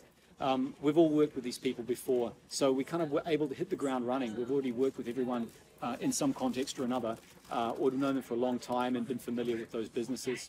Like, give you an idea of some more context, we've had to take people out of their existing employments and disengage them from their existing work to do that, and in many cases on a pay cut, because this is such an important project. Really, like, it's one of those things that you're not in it just for the money and the salary. Everybody here has the intent to land this because they know what a material difference it's going to make. We're making history, and we know we can do it. It's just a case of like making sure that we have everyone on the ground aligned to that right vision, and we just go hell for leather to get it done. And we're hoping that the DAO really supports us in that journey. I mean, we're documenting things as well. It's great that Jeff and Yuri got together with Seth at Frame 48 and helped us like tell the initial part of the story. We would like another episode to really show, once we get that pilot up and running, what are the technologies, how we're using our technologies to really like transform this. And this should help the next people who want to do it. Want to do it in Venezuela? Do you want to do it somewhere else? In any other jurisdictions, Indonesia? Where do you want to do this? A story to show how we've navigated that and what like hurdles that we've had to go across, to show what our positioning was and how we developed it. The people on the ground, the successes that we have. This is really like, it's super useful. When people even the documentary trailer, that documentary trailer has actually really helped us get onto a footing with a lot of people who are strategic partners. We just say, hey, watch this. This is why we're doing this. Is what we're doing. You show this to an American, because a lot of Americans will be like, oh, Zimbabwe. You're not really sure why are you guys doing Zimbabwe? It's just so weird and out there, right? Not when you see the trailer. Then you're like, oh. It's a country of 14 million people I've thought very little about. There's a dictator there. Their money system collapsed, really. Oh, that's why you're doing it. It makes sense. And so it helps, having those documentaries helps two things. It helps make sense of why we're doing it, and helps make sense of the process that we're taking to do it. We're all about landing it where we have a lot of leverage. Okay, so that means like what we don't want to do is do one-by-one wallet installs, right? We want, because that'll cost us money. What you do, have conference and do one-by-one wallet installs. It's a way of doing a grassroots activation for Dash, but it's going to take forever. We need something that will just go exponential. And so wherever we are initiating anything, it has to be that suddenly we'll be exposed to thousands, tens of thousands of people who then have a critical need for what we have to offer. And then those people, we give them a mechanism to be able to like pass it on to the next people. What you can't do with a Dash, with like say a Dash, just a normal, say core, what I call a raw wallet, is have someone else join by sending them money, right? Because we can do that because we have that service layer on top of it that allows us to do that. You can just think of us being like a bit of a DNS on top of the raw Dash network. We allow things like member get member, and that allows us to have like one person introduces it to 2 or 3, and then you just get that huge exponential growth coming off it. If what you're delivering is materially useful in a sector for a reason, there has to be a proposition. You can't just say, hey, install a wallet, it'll be great. It has to be, look, we know that you are paying your supply chain in USD. Did you know that you can receive payment and it will lock down into USD, right? And then a merchant says, really? And you say, yeah.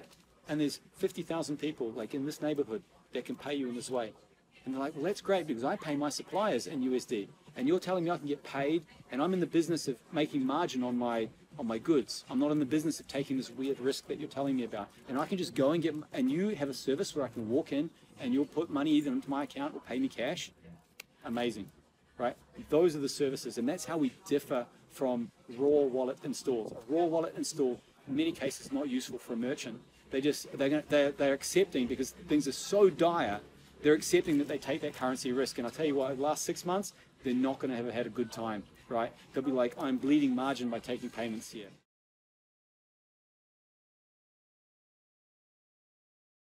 EcoCash is pretty much how everyone pays for things in Zimbabwe using the Zimbabwean, what's it called, RTSG, RTGS, real-time gross settlement.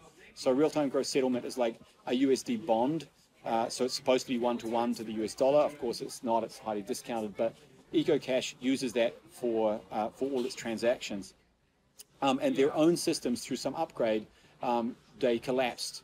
So no one could pay. So anyone, most payments, a lot of payments are done through EcoCash. Over 90%, I think, in Zimbabwe are made through EcoCash. And so having that system go down, one single private system, centralized, go down for 2 days, wiped out like a huge, like a bunch of economic activity. So it's a massive disaster. I'm pretty sure the government's going to step in there as well and cause problems. But by us using like a distributed cryptocurrency, and by having minimal, like we have minimal things that Kuva does in the way people control their own money. It's run on Dash. Well, Dash just won't, I mean, theoretically it doesn't go down like a centralized system will go down. So we have the ability there to also demonstrate, look, we're using a cryptocurrency system, like a blockchain system. It's distributed, and part of the intrinsic protection of it is that it really doesn't go down, right? So, no, that was great. And that was like literally just now that news came out.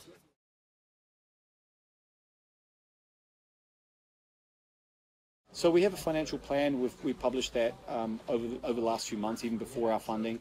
So we have to go for we're going for ongoing funding month on month. After this proposal finishes, we have additional funding that we need to put in place so we can complete our pilot. We're not going to run it for, we're going to run it as 3-month batches, because that's kind of that's actually the, two reasons. We did 4 months this last period, but I think 3-month batches is okay.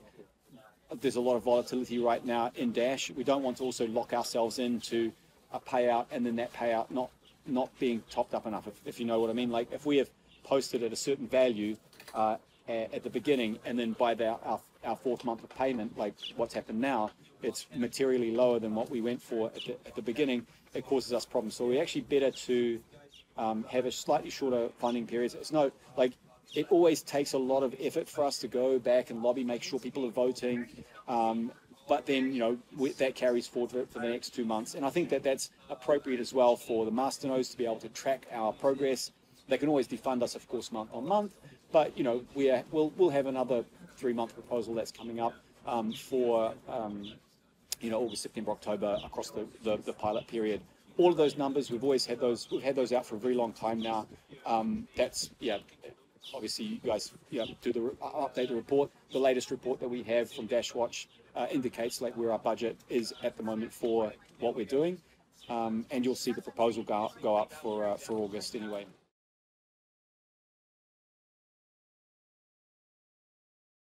The Treasury, so we need that in order to be able to provision merchant services, but also to be able to provision our inbound remittances. So what we do is we lock the USD amounts that people are sending, like over the wire, from the UK to Zim. We have a proprietary method for what we're doing with that, which is part of our competitive advantage.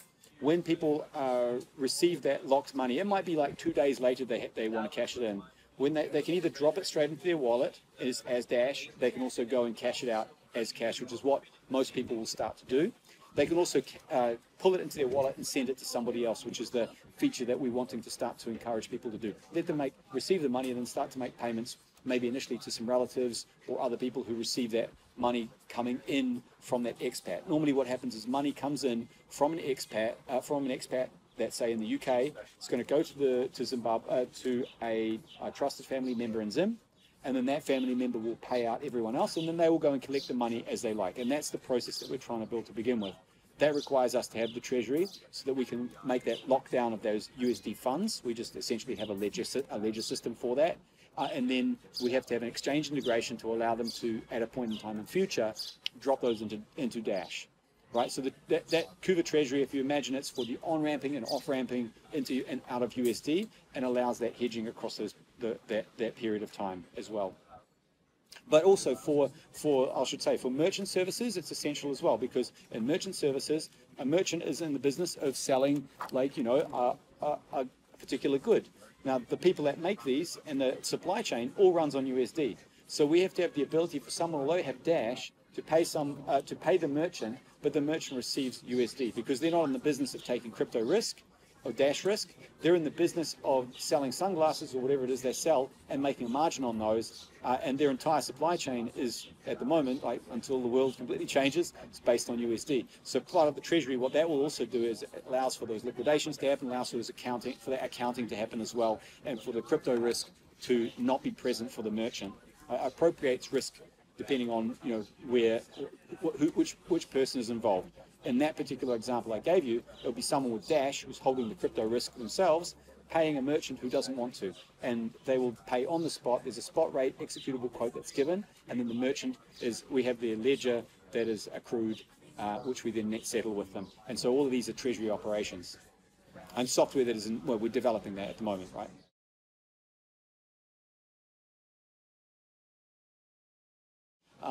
Part of like the way that we want to manage the utility nodes is maybe to allow us to bring in some funds that will help us ease the pressure off just the DAO funding. The other way is, of course, to make it successful so that there is more money in the DAO that we can go for. So there's a number of things. One, what we want to avoid is to go to institutional investors, because see, institutional investors, their aims and their incentives and their intent differ from ours.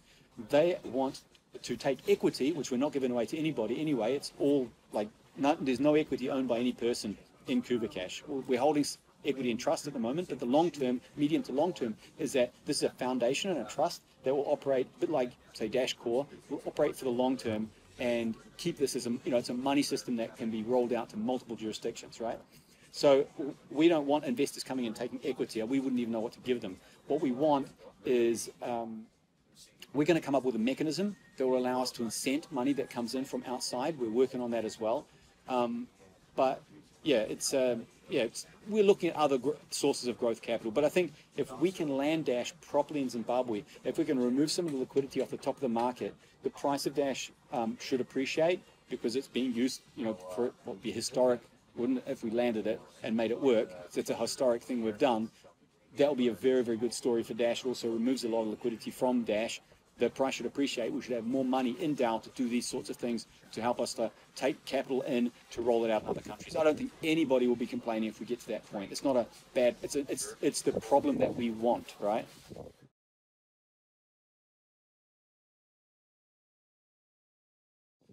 We have our registration page up on the whitelist. We actually have all the software has now been written for doing everything that we need to in terms of the distribution. What we've done is we're still running up the legals at the moment, but we've got a lot of stuff. So there's been a lot of movement with the SEC looking at like what's a security and what's not. It's a lot more emphasis now on this, and they're also going back retrospectively and looking at token distributions and raises, and even cryptocurrency establishment like Dash is waiting on some certain rulings. For example, Dash itself, which is clearly a cryptocurrency, is waiting on the no action letter related to the SEC. We want to make sure that SEC doesn't see it as a security. So we're kind of waiting for that before we go and put something else on top of all of this, which is the utility notes. So I asked the network, just bear with us. We've made a commitment. We're going to go and do that distribution of that set of an amount of utility notes. It'll be a decent amount, but we haven't got that framework on a footing where we are confident that it will give us longevity. Like, we don't want to do something now which retrospectively will get hit and cause problems for the Kuvacash project. So certain things we're taking a lot of risks with, and we're moving forwards aggressively, and certain other things, it's one of those kind of existential risks that we just have to be very careful with, and it's not necessary for us to like jump in right now and take. So we're just being very prudent, very careful.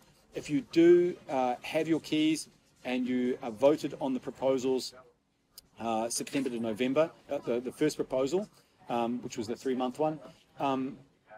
Make sure you go and register on vco.kuvacash.com. I guarantee you're going to want these notes, or however it comes out, you're going to want to be part of that distribution. So just register on that website, because we're collecting who's interested, and this, we've got a lot of signups now. It's all good. Just make sure you don't forget to do that, because if you're not registered, you won't be able to get the notes. We're giving plenty of warning for this. Register there, into the whitelist, and then you'll get, when we're ready, we'll start to batch the claims. Now, there has been a pause on this, to be clear. We haven't, we were going to do this way back in April, May, but yeah, we've had to just hold back on it. So it'll happen. No, there's no reason to hurry or run, and for us to, there's no reason for us to rush into this whole thing. So just if you just ask that people just bear with us for now, but it will happen. But just register, and then please be patient. We'll get to it.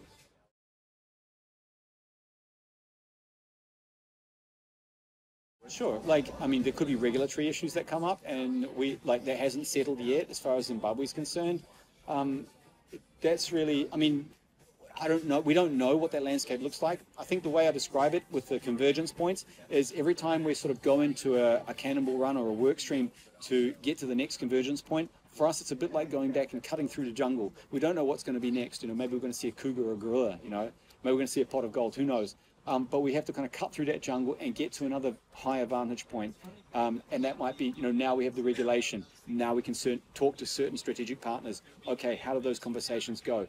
These opportunities formed. Okay, great. Now we go to implement those opportunities, come out the other end. We're at a different vantage point. So we've kind of, that's the way that we have to look at it. We don't know what's coming to us. We have a risk register. We have, risks that we think that might come, and we have plan A, B, C, D, and E, right? As far as our approaches go for getting this landed. So we have a very high intent to make sure that nothing's going to stop us, but you just never know. So again, I'm asking the DAO, just bear with us as we go through this journey. We may have to pivot and make little changes or big changes sometimes, but we'll always keep everyone abreast of the process, where we're up to, what the opportunities are, when we can share them, and I'm hoping that that's how we keep the confidence running in the project, and that's what masternodes can see. Are these guys in the right process? Are they delivering, towards the ultimate vision of what we're trying to do, which is mainstream adoption of Dash in Zimbabwe to begin with, right? And going from there, we have a number of Southern African states we want to get to. We want to conquer the whole of Africa as far as this system goes. So we've got a very big vision, but right now we have to be focused on Zimbabwe. We have to get it right there and useful for people, have all the operations set up properly, and that means that we'll learn a lot, we'll know how it's supposed to be done for the next market. And we have literally from Harare, the next city along is Bulawayo. So it's right next to Harare. We have another whole city that we can Kuvacash, and then we have another bunch of countries around it. With Botswana, Zambia, Mozambique, Malawi, all around, which all have differing kinds of needs around this, having a money system that works, especially if we get it running properly in Zimbabwe. It's very good to have that expansion into those adjacent states. It'll allow us to grow the liquidity and provide additional services and so on.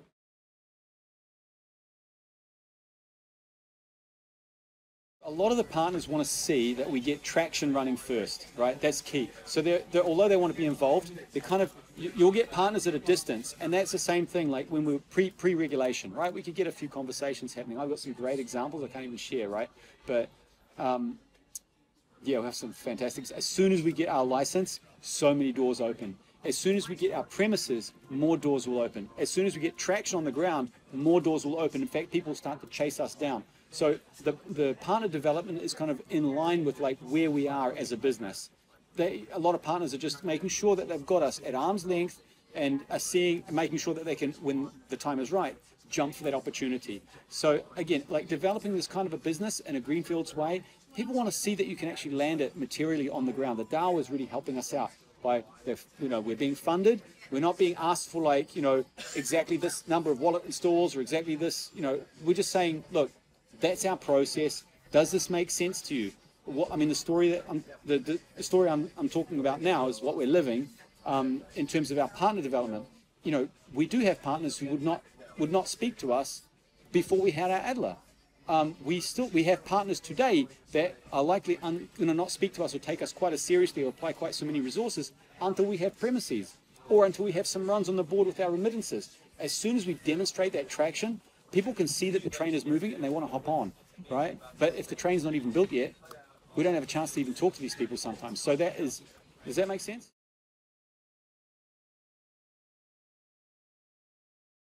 So when we were sparking up the business, so it takes a while for us to actually get up and running, right? The price of Dash was kind of going up.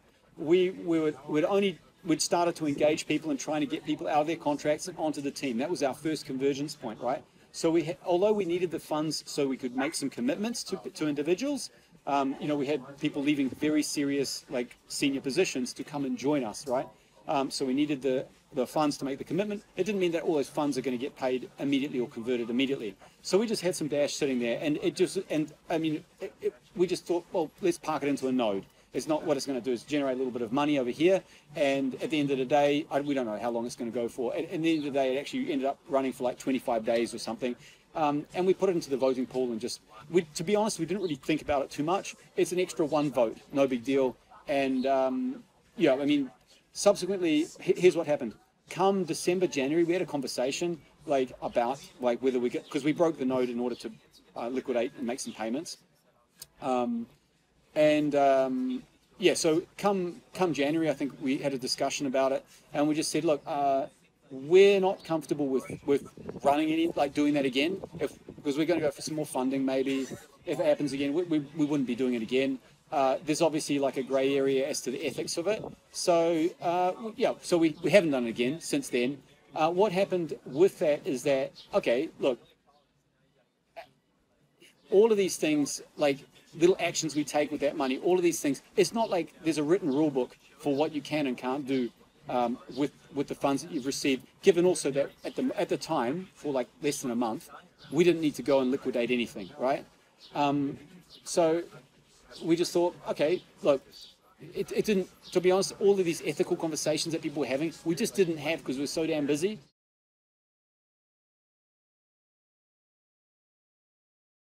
So they would just go into a pool. That may have been a part of remuneration for an individual, or it might have been a payment for something or it might be something that got liquidated at the end of the day. We've got I've got the records, at least of the financials for the most part, but it involves 2 masternode payments, okay? So it's not like exactly some massive material issue. The masternode itself was broken down, liquidated. All of those funds are obviously within Kuva. We have all those records for how that liquidation was done. So it's not like, like I say, it was probably the most contentious piece is that it was used to vote. Like I said, if we do it, we wouldn't do it again. It was a grey area at the time. And it led to some discussion and debate within Dash Nation, which is probably useful to have. And so, we're not the only people who've set up a masternode with payments. I think Wobi did the same thing. But we're certainly keen to ensure that we stick with kind of those consensus rules. I suggested that a constitution might be made. I think Tao has also suggested, like in the past, they've tried that to kind of talk about what expectations might be. There was no rule book. We just, at the time we did it, we were tremendously busy. We did it for a minute to park some funds. What we never do is mix funds. I always keep the wallets, where I can. I keep them, the funds, where people can see them on the blockchain. I don't recommend, that. I think part of the other, another entry for the Constitution is that proposal owners do not mix funds, right? So that they can be seen and they can be audited. I think that they would be causing themselves problems if they didn't. And that is why we have, our funds are visible. The node was visible. We don't have any intention of hiding any of that. Why would we? It probably would have gotten found out anyway, right? So anybody want to discuss with me anything about that, or you know what? I'm very happy to talk about it because I think that it's part of this, the formulation of this Constitution. I think our Thyron is looking at assembling a document which looks at setting some of these rules in place, right? But as I said before, look, I don't, I have things that I do for Dash, and I have things that I'm doing for Kuvacash. It's the project that what people see is I'm the representative for on the ground for Dash, right? for as far as representing Kuvacash to Dash, that is my role. My role is also making sure that I take action to where like everyone else in the community, I take action, and where I see that there's inefficiency or even fraud or any particular issues related to like the quality of work that's been produced or proposals, I'm going to be voicing my opinion as Max Yoga or Draco in Dash, because I'm also invested in Dash. I want to see this. It's a beautiful thing, this public utility we have, the way that it works, the instant transactions in particular for me, and actually even the community and the way that it's been put together. It's an amazing thing, and I want to be a part of making it better. Right? I can't just sit back and say nothing if I, in my professional capacity, see that something is not being done right. Now, I understand that, some people will come against that. There's different ways to like protest against actions that I'll take. One of these ways is implementing a witch hunt with something that was done ages ago that was completely transparent, right? Another way to do it is to, have more, go behind the back channels and tell people that the Kuvacash project, there's things wrong with it, right? There's different ways of them doing it. I ask that we grow up and we don't, we start to not do those things. And please also see that I've got the best in mind for Dash as well, right? I don't have all the right answers, but, I've got a lot of experience establishing businesses from scratch and ensuring that they do deliver value. Kuvacash is a very challenging project for all of us. And I want to make sure that it becomes an example for how our proposals are implemented, reported, tracked, and the communications are done with the masternode network, right? That's my key aim, and on that process, make Dash better.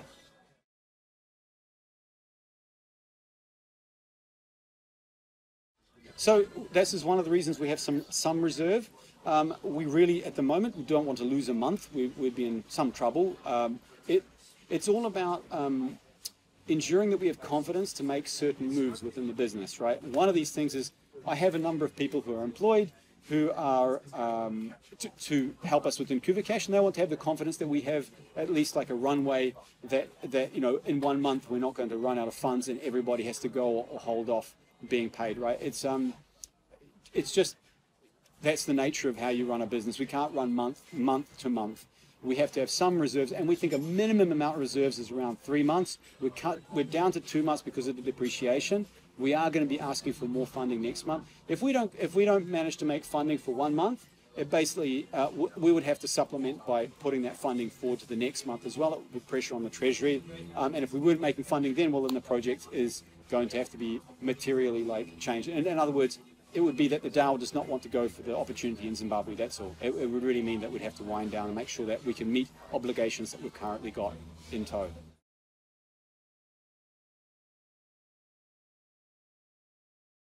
VCs will not fund Kuvacash, and structurally, what we're trying to achieve with Kuvacash is very different in terms of the incentive from what a VC is trying to get out of making an investment. A VC is interested in returns, material returns for their investment, right? But what the DAO is interested in is increasing the usage and ecosystem expansion of Dash. We don't have to generate returns for anybody. We just have to make sure that Dash is being used on the ground, right? But if we go to investors and say, hey, we're not trying to generate returns for anybody, we're trying to make sure that Dash gets used on the ground, they're like, well, okay, but we're not in the business of just giving money for that, because what's the incentive for us, right? So the DAO wants to see Dash being used materially as a money system somewhere, or use cases increasing Dash's use, right?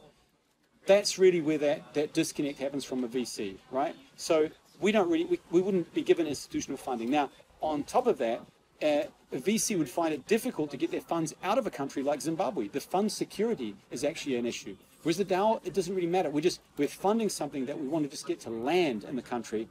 We don't have to take anything out of the country, right? We're really about giving into the country and making it useful. If we can do that, obviously the network knows that. We can pull some liquidity off the market. We have people using Dash. People can see that it's valuable, and the price of Dash will appreciate.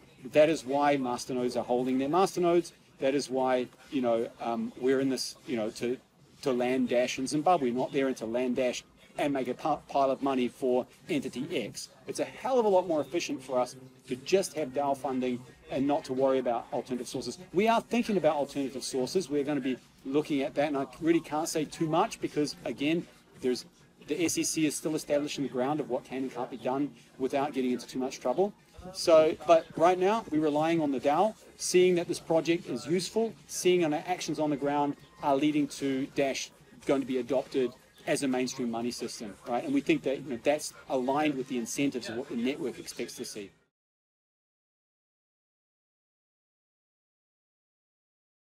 Core has even come out and said it's not necessary. Escrow is there in case you don't trust that the entity is going to be delivering, right? You want milestone A, B, C, and that's going to be paid out, at the point at which that milestone is achieved.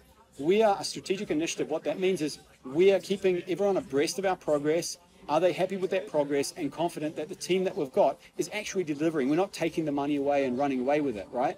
The escrow is there to make those protections. So milestone protections on certain types of projects and protections such that people won't run away with the money. It's pretty clear we're not going to run away with the money, and it's pretty clear that this is a strategic initiative. So we're spending money to put us out to, and we're making some material outcomes and objectives which we're meeting. We have a software product that actually works. It's on mainnet. It does transactions. We have our branding and our presence. We have developed all of that. Our legals we're working on. We have our licenses, our ADLers, and we're working to get our MSP. So we're in a process that just has to be tracked. And it's not like escrow is the correct context for that. In fact, Fernando's even come out and said, or Core has come out and said on one of the proposals, like, escrow's not for anyone. We know who these guys are. Just you guys have a look. Are they delivering on what they say they should be? What the process is to get us to this vision? If so, then we actually don't want to expose ourselves with escrow. Escrow has cost Core a lot of money over the last 6 months, and it's because the price of Dash goes down. If you escrow at point A, and by the time you get paid out, that's a liability and a risk that the escrow provider has to take. And we're a large project. We're delivering. We've got prudent use and reporting of funds. If I don't feel that it's necessary, and it doesn't feel practical to have escrow in the middle of that and put risk on another entity. That's all. We manage our own. We manage our own volatility risk as well, and we feel that by reporting the way that we do, by being very open with the community about what our progress is, and clearly we're using the funds for the reason that they're intended. There's not a need to do to put any other entity at risk with escrow.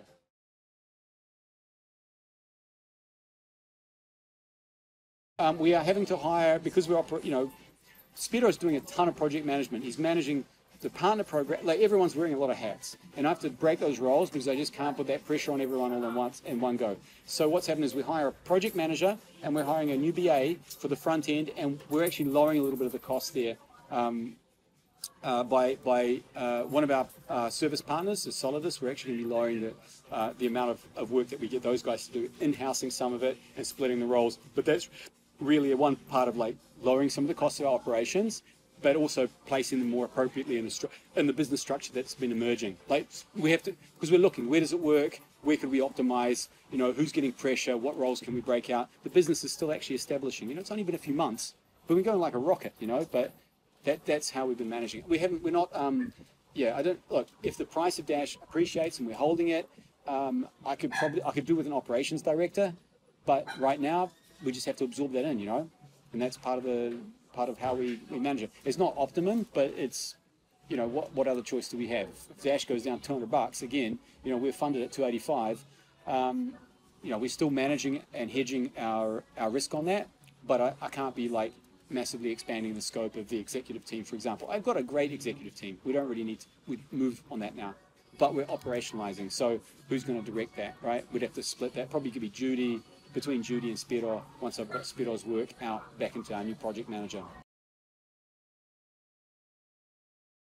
couple of things. Number one, we are all about Dash, okay?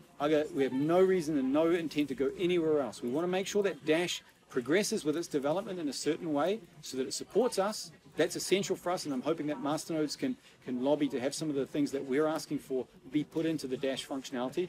instant send needs to be fixed, right? It doesn't work properly at the moment, right? It needs to be able to have a chained instant send needs to be able to be chainable, which means that I need to be able to pay you instant send and immediately pay somebody else. I don't want to have to wait 6 confirmations because I've had change address come back at me, change come back at me on an instant send transaction, and I can't do another instant send, right? So things like this, I want those things fixed. I want masternodes to start to be aware of some of those issues that are going to cause us problems if we don't get those resolved. They're also key value propositions for Dash. So sorry, I know there's more like about what's about Dash and less about Kuva. Kuva, just help us by reading our updates, having a look, becoming familiar. Anybody can reach out to me, in fact, anyone who's interested in Dash, I'm available on PM, Max Yoga, talk to me.